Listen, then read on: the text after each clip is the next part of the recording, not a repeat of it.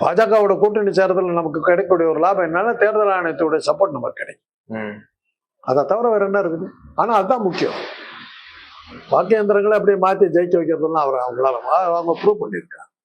இப்ப அதுதான் இப்ப ராகுல் காந்தி கேட்டுக்கிட்டு இருக்காரு. தேர்தல் ஆணையம் யோக்கியமா இருக்குதான்னு கேட்டுக்கிட்டு இருக்காரு. இன்னைக்கு உள்ள தேர்தல் ஆணையர் பதில் சொல்லல. 500 வாக்குறுதிகள் திமுக அரசு கொடுத்திருக்குது. ஆனா 50 வாக்குறுதிகள் கூட நிறைவேற்றவே இல்லைன்னு அண்ணாமலை திமுக அரசு மேல ஒரு குற்றச்சாட்டை வைக்கிறாரு. அது பொதுமக்கள் கேட்டுக்கோ. 15 லட்சம் ரூபாய் எல்லாத்துக்கும் போடுறேன் நாங்கள.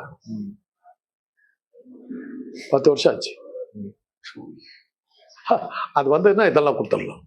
மத்திய அரசுடைய திட்டங்களை தடுக்கிறதுலயும் தாமதப்படுத்துறதுலயும் தான் திமுக அரசு மும்முரமா இருக்கு அப்படின்னு சொல்றாரு. காசு கொடுக்க மாட்டேன்னு சொல்றது மத்திய அரசா யாரு? நிர்மலா சீதாராமன் என்ன பண்ணாங்க? கண்ணு முன்னாடி வெள்ளத்துல முழுகிட்டு இருக்காங்க. வெள்ள நிவாரண நிதி கொடுக்க முடியாதுன்ட்டு போச்சு இல்ல. சரி தடுக்கிறாங்க. தமிழ்நாட்டு மேல உனக்கு அக்கறை இருக்குது இல்ல, கொடுக்கலன்னா நான் சும்மா விட மாட்டேன்னு போராட வேண்டியதான். இந்தியாவில் இருக்கிற எல்லா மாநிலங்கள்லையும் அந்த பாஜக அந்தந்த மாநிலத்தில் அந்த மாநிலத்துக்காக போராடுங்க.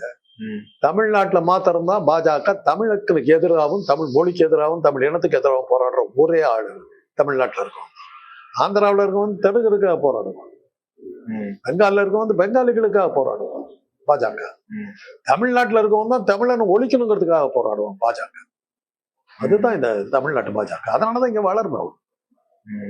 தமிழை ஒழிக்கிறதுக்கு என்ன உண்டோ தமிழனுக்கு அது கிடைக்கல. நிர்மலா சீதாராமன் இந்த ஊரை சேர்ந்தவங்கிறாங்க. வெள்ளத்துல தமிழை செத்துக்கிட்டு இருக்கிறாங்க, கொடுக்க மாட்டேன்ட்டு போகுது. இதே அந்த அம்மா வேற மாநிலமா இருந்தா என்ன பண்ணுங்க, முதல்ல ஏன் மாநிலம்னு சொல்லியிருப்பாங்க.